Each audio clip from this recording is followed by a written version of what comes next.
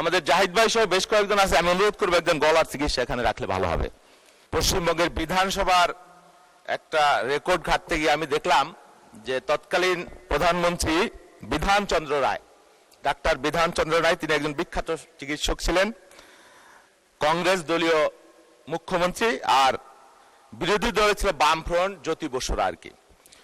তো এক সময় এই হাউজে যখন উত্তপ্ত বাক্য বিনিময় প্রায়ই হতো, তো এক সময় জ্যোতি বসু যখন বক্তব্য দিচ্ছিলেন, চিৎকার করে হঠাৎ করে ডাক্তার বিধানচন্দ্র রায় তাকে থামিয়ে দিয়ে বললেন, মাননীয় স্পিকার, আমি একজন গলার নাক কান গলার চিকিৎসক হিসেবে দেখতে পাচ্ছি যে তার এই বক্তৃতা এবং চেঁচামেচিতে তার গলার অনেক ক্ষতি হয়ে যাচ্ছে, এখনই তার বক্তব্য বন্ধ করে দেওয়া দরকার। সেটা নিয়ে অনেক হাস্যরস হলো।